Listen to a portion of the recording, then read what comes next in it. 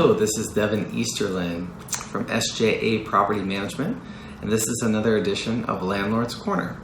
Today I'm going to talk a little bit about what to do if your tenant wants to vacate the property early, essentially breaking their lease. So there's a few things you want to think about when that happens. So one, make sure you have really good communication with the tenant. Start that early. So as soon as the tenant lets you know that they're going to be vacating, you want to know exactly when they want to leave. You also want to know their forwarding address. And you want to communicate the process to them really clearly. The next thing that you want to make sure that you have in place is good language in your lease agreement that outlines the process so the tenant knows what to expect.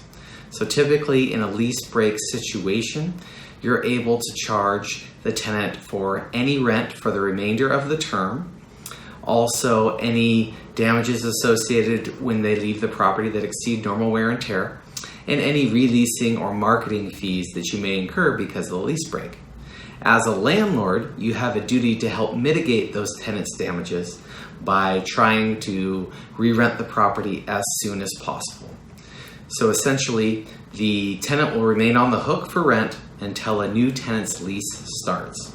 And that's what they need to know about. You also want to make sure that they have full move-out instructions so they know exactly how the process is going to work and how to return the property, what condition you expect, how to get the keys back, when they can expect to get their security deposit back. Best practices is typically when they've vacated the property and return keys, that's when your timeline should start. So depending on your state, but in Washington State, you have 21 days to return the security deposit with an itemized statement of any deductions. So even though the lease is not technically over, once they vacate the property, you should have that timeline start, and then you would return. If you didn't have the property rented, you may have a balance owed when you return that specific statement from that security deposit disposition. But really what you want to do is make sure that tenant understands exactly how the lease break procedure works and works with you. So they allow you to show the property, they allow you to get tenants in there and get it re-rented as soon as possible. It's in everybody's best interest to re-rent that property as soon as you possibly can, so that the tenant doesn't have a big bill that you might have to go track down, and so that you have a new tenant in there as soon as possible collecting rent again.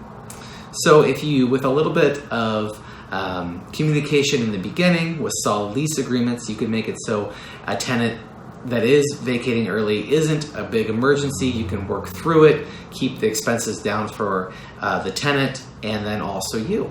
So if you have any questions how this process should go, feel free to reach out to me. Be happy to talk to you. Thanks so much.